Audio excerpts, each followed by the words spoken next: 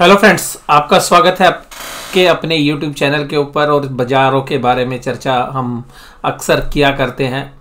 और जो बाज़ारों के बारे में जो हम चर्चा करते हैं, उस चर्चा के अंदर आज एक और एक्सपायरी जो है जुड़ गई। और ये एक्सपायरी आज जो है बहुत जो ट्रेडर्स हैं उनको यादगार रही होगी। और ये हफ्ता स्पेशली जो है यादगार रहा होगा, क्योंकि इस हफ्ते के अंदर मुझे ऐसा लगता है पर्सनली कि इंडेक्स लेवल पर जो है बैंक निफ्टी में स्पेशली जो प्लेयर्स हैं, जो ट्रेडर्स हैं, उनके स्टॉप लॉस सबसे ज़्यादा ट्रिगर हुए होंगे 2 दिन पहले भी और आज भी। और चर्चा जो हमने आपके साथ की थी वो क्या थी? मैंने कल आपके साथ चर्चा की थी कि देखिएगा निफ्टी बैंक के अंदर जो स्टार्डल है वो एक्टिव है, क्योंकि निफ्टी कल जो है लो 18,000 के नीचे चला गया था, यानी कि 18,000 तोड़ के बाजार कल क्लोज हुआ था। तो बैंक निफ्टी में जहां तक हमें ये लग रहा था कि 38,000 का स्टार्डल काम करेगा, लेकिन उसके साथ मैंने आपके साथ एक और चर्चा की थी कि जब तक 37,930 जो मैंने पहले भी चर्चा की थी कि अगर इसके नीचे बाजार टिकता है और आधे घंटे काम होता है तो बाजार नीचे जा सकता है और इवन 600 या इवन 500 तक भी जा सकता है। तो बैंक निफ्टी आज देखिएगा 500 की लाइन में गया, लेकिन लास्ट के आधे घंटे में रिकवरी इसलिए आई क्योंकि जो बहुत सारी जो ऑप्शंस थी वो ऊपर की तरफ लिखी गई थी। तो ऑप्शंस की एडजस्टमेंट की वजह से आपने एक पुल बैक जो है लास्ट के आधे घंटे में देखा, क्योंकि लास्ट के आधे घंटे का एवरेज लगता है। कुल मिलाकर अभी आज एफएनओ के डेटा भी नहीं आए हैं, लेकिन कैश के डेटा हमारे पास आ गए हैं, एफआईआईज और डीआईआईज के। तो कुल मिलाकर जो डेटा पॉइंट्स हैं, ऑप्शन चेन्स हैं, उनको देखकर ऐसा लगता है कि एफआईआईज अब जो है बहुत बुरे तरीके से माल बेच रहे हैं। आज उन्होंने 4,000 करोड़ से ज़्यादा का माल बेचा है। और कुल मिलाकर जो माल बेचा जा रहा है वो अब इंडेक्स के साथ साथ बाकी शेयर्स में भी जो है उनकी सेलिंग शायद हमें लग रही है। और कुल मिलाकर आज जो सौदे बना रखे थे बड़े प्लेयर्स ने वो ये था कि निफ्टी में तो ज़्यादा वीकनेस करनी थी और बैंक निफ्टी में थोड़ी सी कम। तो जो हमारे डोमेस्टिक इंस्टीट्यूशंस हैं उन्होंने शायद लास्ट टाइम के अंदर जो है निचले लेवल से जो है माल उठाया होगा, क्योंकि हमारे जो डोमेस्टिक प्लेयर्स हैं उनके जो सौदे हैं शायद थोड़ा ऊपर की तरफ बने हुए थे। बॉन्ड यील्ड का जो खतरा था वो बना हुआ था। कल भी यूएस के बाजार जो है थोड़ा वीकनेस के साथ बंद हुए थे, हालांकि आज थोड़ा सा कंफर्टेबल है, बॉन्ड यील्ड भी थोड़ी सी कंफर्टेबल है। और हमारी भी जो 2 ईयर्स की बॉन्ड यील्ड है वो 5% से ऊपर चली गई थी दिन में, हालांकि भी 5% से नीचे आ गई है। तो कुल मिलाकर बॉन्ड यील्ड जो है वो पूरे विश्व के बाजारों पर जो है एक खतरे की घंटी जो है बनी हुई है। तो वो अब शायद मंदी इतनी करे ना करे, बट तेजी को जो है कैप कर रही है। तो तेजी करना थोड़ा सा मुश्किल हो रखा है बड़े प्लेयर्स के लिए, क्योंकि अगर रेट ऑफ इंटरेस्ट बढ़ेगा तो शायद वो अभी एक सबसे बड़ा ओवरहैंग जो है बाजारों के ऊपर है। तो कुल मिलाकर आज जैसा हमने एंटिसिपेट किया था, निफ्टी में लगभग वैसी ही क्लोजिंग हुई है। बैंक निफ्टी में 38,000 हम सोच रहे थे कि इसके स्टार्डल में जो है ऑप्शंस के जो सेलर्स और बायर वहाँ पे सेटल कर देंगे। और उसके बाद हमने दूसरी बात आपके साथ की थी कि अगर ये लेवल्स टूटते हैं तो नीचे की तरफ जो है बाजार जा सकता है। और हमारा रुख जो है कल भी मंदी का था, या बैंक निफ्टी में हमारा न्यूट्रल व्यू था। तो कुल मिलाकर मोर और लेस जो है बाजार उसी तरीके से आज काम करते हुए नजर आए। आज निचले लेवल से 3 बजे के बाद जो है एक रिकवरी देखने के लिए मिली, और रीज़न था सिंपल था कि ऑप्शंस जो है अपनी बचानी थी ज़्यादा से ज़्यादा। और आज सबसे खास बात ये थी कि जो एफआईआईज के जो फेवरेट शेयर्स हैं उनमें सेलिंग प्रेशर था। अब कुछ ऐसे शेयर्स जिनके रिजल्ट्स के बारे में जो है चर्चा हमें करनी चाहिए। आईटी कंपनीज के रिजल्ट अगर ठीक भी आ रहे हैं तो आईटी कंपनीज के शेयर्स बाजार ने ओवर प्राइस कर रखे हैं, शायद ऐसा लगता है, क्योंकि अब जिस तरीके से आज सेलिंग थी तो केपीआईटी के जो शेयर्स के अंदर है उसमें जबरदस्त तरीके से करीबन 11-12% की गिरावट आई। कंपनी के रिजल्ट ठीक थे कुल मिला के, फिर भी एशियन पेंट्स का जो मार्जिन है वो काफ़ी तेज़ी से गिरा है। वो मार्जिन प्रेशर जो है वो देखा जा सकता है। तो जो नेट प्रॉफिट मार्जिन है वो करीबन 2 से 3% के बीच में जो है कमी आई है उसके अंदर, और क्वार्टर ऑन क्वार्टर भी और ईयर ऑन ईयर भी। तो वहाँ पर हालांकि प्रेशर नहीं था शेयर प्राइस में, लेकिन हम पहले ही बता चुके थे आपके साथ कि एशियन पेंट जो है क्रूड ऑयल के जो प्राइस ऊपर की तरफ है उसका रिएक्ट आपको देखने के लिए मिलेगा। उसके अलावा बजाज फिनसर्व एक इंडेक्स का जो है एक दिग्गज शेयर, जिसके जो रिजल्ट्स हैं वो आज मार्केट आवर्स में ही थे, तो मार्केट ने उसको भी जो है करीबन 4% से ज़्यादा की कमजोरी आज आपको बजाज फिनसर्व में देखने के लिए मिली। तो बजाज फिनसर्व में जो बिजनेस है वो इम्पैक्टेड था, और स्पेशली जो इंश्योरेंस बिजनेस है उससे जो है ज़्यादा डेंट पड़ता हुआ शायद नज़र आया है, वही शायद बड़ा कल्प्रिट है। इसके अलावा बजाज ग्रुप की बजाज होल्डिंग्स लिमिटेड के भी जो रिजल्ट्स हैं वो नकारात्मक हैं। इसके अलावा एक जो कंपनी है फास्ट मूविंग इलेक्ट्रिकल गुड्स के अंदर जो कंपनी हैवल्स के जो प्रॉफिट मार्जिन है वो काफ़ी तेज़ी से गिरते हुए नजर आए और ईयर ऑन ईयर लेवल्स पे भी और क्वार्टर ऑन क्वार्टर दोनों जगह से ही प्रेशर देखने के लिए मिला। तो हो सकता है क्योंकि वो मार्केट आवर्स के बाद रिजल्ट आए तो हैवल्स का जो है इम्पैक्ट आपको बाजार में कल देखने के लिए मिलेगा। तो जिस तरीके से हम चर्चा कर रहे थे कि मैन्युफैक्चरिंग और प्रोडक्शन से रिलेटेड जो कंपनीज हैं उनमें वीकनेस हो सकती है। हालांकि जो मेटल्स जो पैक है वो ठीक कर रहा है, कोई दिक्कत नहीं है। इसके अलावा C8 टायर्स के जो कल रिजल्ट्स आए थे वहाँ पर भी जो उन्होंने लॉस रिपोर्ट किया। बहुत सारी जो टेलीकॉम से रिलेटेड जो कंपनीज हैं वो भी अच्छा नहीं कर रही हैं। तेजस नेटवर्क या स्टरलाइट जैसी जो कंपनीज हैं वहाँ पर भी वीकनेस देखने के लिए मिली। और कुल मिलाकर अभी मोस्टली जो मैन्युफैक्चरिंग कंपनीज के जो रिजल्ट्स हैं वो नेक्स्ट वीक के अंदर है। तो शायद बड़े प्लेयर्स इस बात को पहले से समझ गए थे और वो ऊपरी लेवल से एक अच्छी खासी प्रॉफिट बुकिंग कर रहे हैं और कर भी चुके हैं। लेकिन इसके साथ साथ जो हमारे डोमेस्टिक इंस्टीट्यूशंस हैं वो बाय कर रहे हैं और हमारे जो HNI इन्वेस्टर्स उनका काफ़ी बड़ा पैसा लगा हुआ है। तो वो पैसा अभी भी लगातार आ रहा है बाजार के अंदर, जिसकी वजह से आपको बाजार में जो ये गिरावट देखी खाली मामूली ही गिरावट हम कहेंगे कि केवल 1% की ही हम गिरावट के साथ जो है क्लोज हुए। क्योंकि अगर हम इंटरनेशनल मार्केट को देखें या स्पेशली जो है डाउ जोन्स को देखें या जो बाकी जो बाजार हैं एशिया के वो सब अपने 1 मंथ के लो पर चल रहे हैं। तो हम वहाँ से काफ़ी कंफर्टेबल पोजीशंस पे अभी भी हैं। अब कुल मिलाकर आज गिरावट का जो मुख्य कारण था वो यूएस के बाज़ारों से ही था। यूएस के बाज़ार वीक थे और हम देखिएगा कह रहे हैं कि बड़े प्लेयर्स ने सौदे जो है मंदी के ही बनाए हुए थे। बैंक निफ्टी में मंदी कम रही पूरे हफ्ते के दौरान। हो सकता है कि नेक्स्ट वीक के अंदर यानी कि कल से जब स्टार्ट हो तो जो डिफरेंस हो गया है, जो डीकपलिंग हुई है निफ्टी और बैंक निफ्टी के बीच में, तो वो प्रेशर आपको देखने के लिए मिल सकता है। क्योंकि फाइनेंशियल्स में अदर देन बैंक अगर हम देखें तो उन सब में गिरावट शुरू हो गई थी। आज HDFC लिमिटेड में अच्छी गिरावट थी, बजाज फिनसर्व में गिरावट थी। इसके अलावा आप देखेंगे बजाज फाइनेंस में कल गिरावट हो गई थी अच्छे रिजल्ट के बावजूद। तो कुल मिलाकर FIIs के जो फेवरेट शेयर्स हैं उनमें गिरावट थी। जो डोमेस्टिक शेयर्स हैं या जो भारत सरकार के शेयर्स हैं वो बाजार को रोकने की कोशिश कर रहे हैं। तो पावर ग्रिड जैसे शेयर्स जो हैं बाजार को बचाने की कोशिश करते हुए आज भी नजर आए। अब यहाँ पर अगर हम चर्चा करें तो जो पहला हाई बना था बाजार का उस हाई तक बाजार नहीं पहुँच पाया। और मैंने शायद चर्चा भी आपके साथ की थी 3-4 दिन पहले जब भी बाजार यहाँ पे था, तो और मैं आपके साथ चर्चा कर रहा था कि बाजार किस तरीके से जो है एक तरफा जो है बाजार चल रहा है और जिस तरीके से स्ट्रेट लाइन से। तो मैंने ये बोला था कि देखिएगा हो सकता है कि यहाँ पर जाके बाजार डबल टॉप बनाए या उससे पहले ही रिवर्स हो सकता है। तो बाजार अभी वहीं उससे पहले रिवर्स हो गया है। तो अब ये जो बाजार रिवर्स हुआ है और 3 जो कैंडल्स बनी है ये रेड कैंडल है निफ्टी के अंदर। ये निफ्टी में 3 रेड कैंडल जो बनी है आप ये देखिएगा ये पिछली बार की गिरावट से थोड़ी सी ज़्यादा खतरनाक है। पिछली बार भी 3 कैंडल्स इसी तरीके से बनी थी रेड कैंडल, उसके बाद देखिएगा बाउंस हुआ था, फिर कंसोलिडेशन करने के बाद बाजार गिरा था। तो अभी देखना पड़ेगा कि ये बाजार किस तरीके से रिएक्ट करता है। अगर यहाँ से अगर हम कंपेयर करें जिस तरीके से आज भी सेलिंग हुई और FIs के डेटा हैं और जो फंडामेंटल्स चेंजेस हैं तो उसको देख के अभी भी हमें ऐसा लगता है कि थोड़ी सी वीकनेस अभी शायद और बाजार दिखा सकता है। और क्योंकि बाजार ये अगर लोज देखें तो बाजार ने सेम लो जो है लगाए थे। तो आज देखिएगा US के बाजार शायद पुल बैक करते हुए नजर आए। कल भी हम उम्मीद कर रहे थे कि पुल बैक करेंगे, नहीं कर पाए। और उसके बाद यहाँ पर एक अच्छा खासा कंसोलिडेशन हुआ था पिछली बार, उसके बाद बाजार गिरे थे। लेकिन इस बार थोड़ा सा माहौल अलग है। अब क्या FIs शायद थोड़े से अलग तरीके के मूड से काम कर रहे हैं और एक बड़े अमाउंट के साथ सेलिंग कर रहे हैं। तो कुल मिलाकर बाजार में अभी भी बड़े साइक्लिकल या इंडेक्स मैनेजमेंट की तरीके से सेलिंग हो रही है। जैसे पिछली बार सारे सेक्टर्स में इकट्ठी गिरावट हो रही थी, इस बार अभी बैंकिंग को बचाया हुआ है, बैंकिंग में उन्होंने सेलिंग नहीं की है।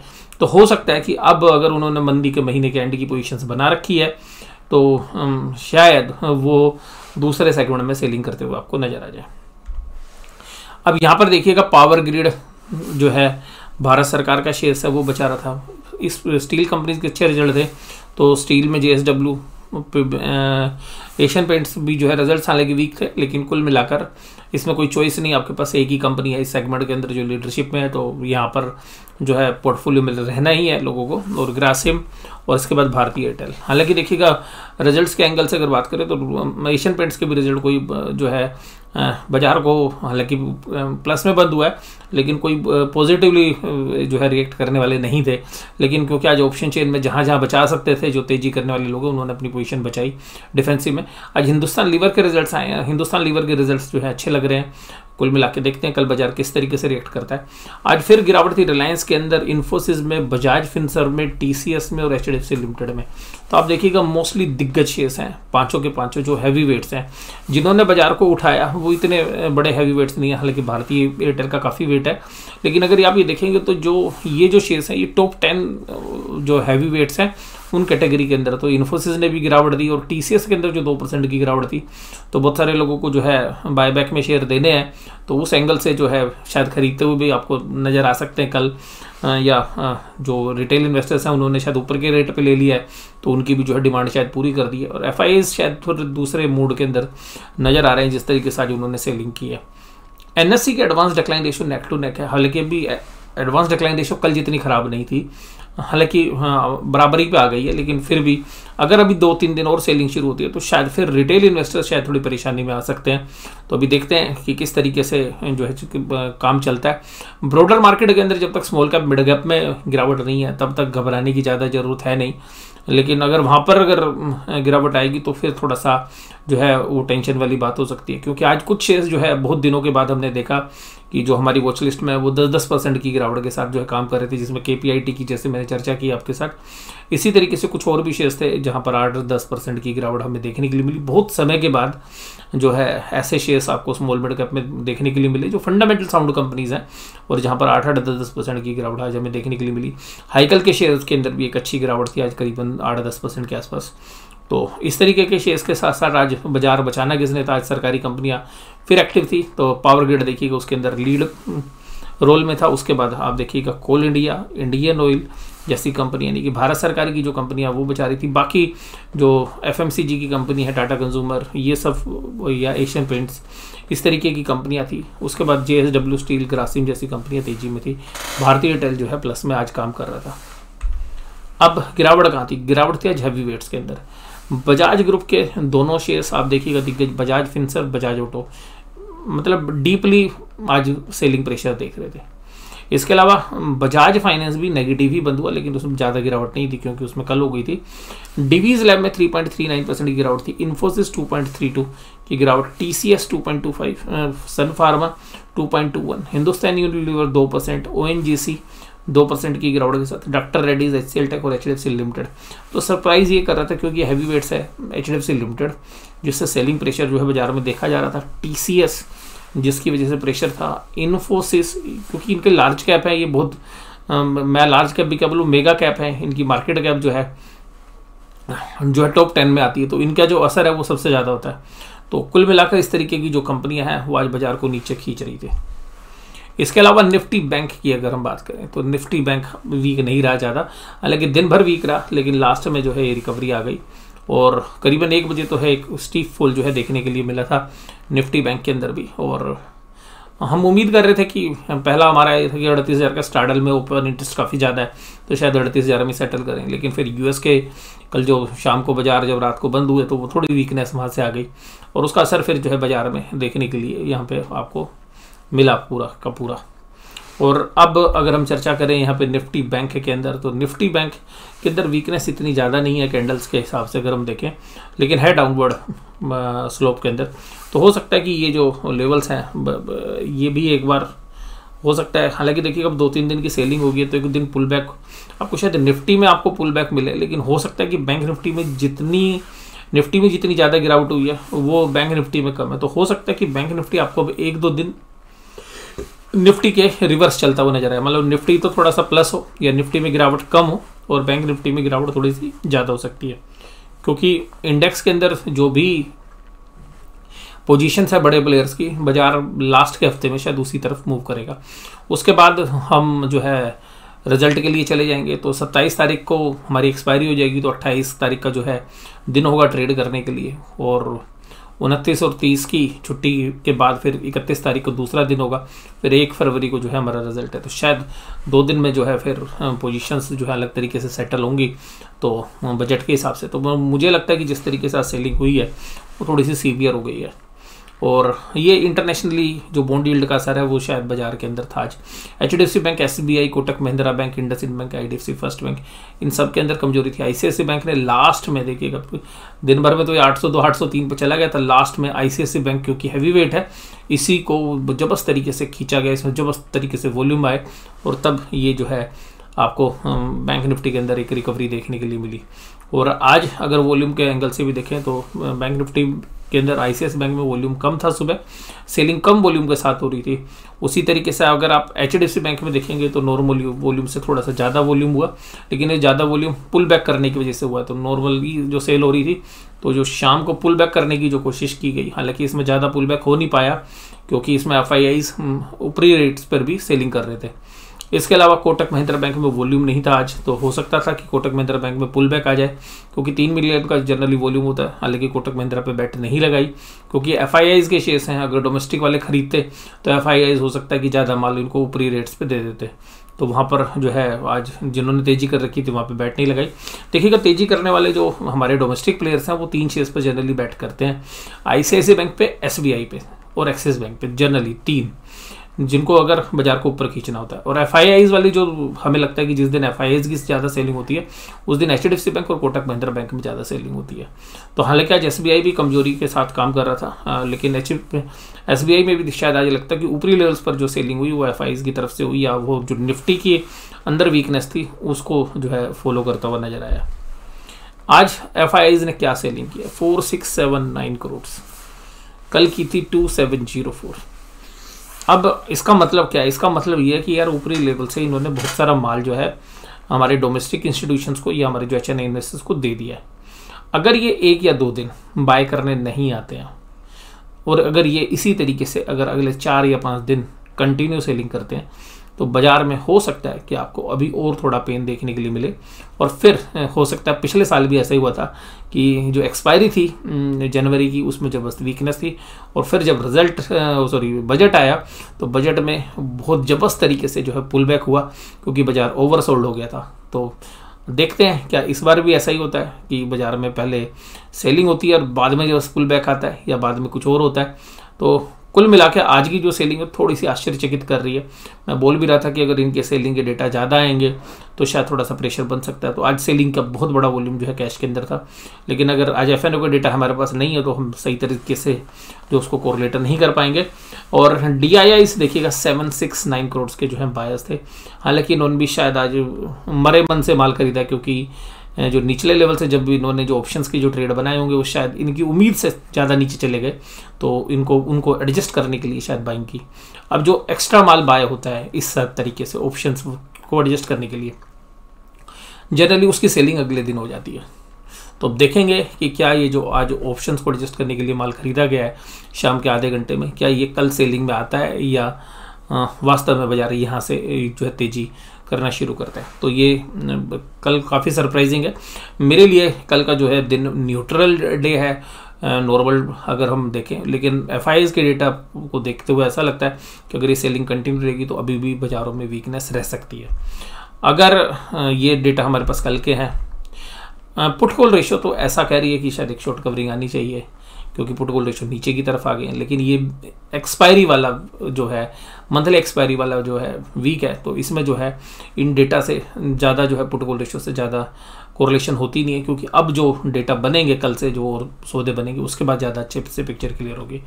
अगर आज ऑप्शन चेन में देखें, हालांकि ये महीने के एंड की ऑप्शन चेन है, ध्यान रखिएगा, तो आज 17,800 में जो ओपन इंटरेस्ट बिल्डअप हुआ है वो देखिएगा 49,000 कॉन्ट्रैक्ट्स जो है कॉल में राइट हुए हैं, जबकि पुट के अंदर 15,000 है और टोटल जो ओपन इंटरेस्ट है वो 50,000 कॉन्ट्रैक्ट्स का है। तो कुल मिलाकर अभी भी 17,800 एक रेजिस्टेंस है। उसके बाद 17,900 में 62,000 कॉन्ट्रैक्ट और 90,000 कॉन्ट्रैक्ट्स जो है 18,000 की कॉल में। तो 18,000 अभी भी हमें लगता है क्योंकि महीने के एंड की एक्सपायरी है, 18,000 एक जबरदस्त रेजिस्टेंस का काम करेगा।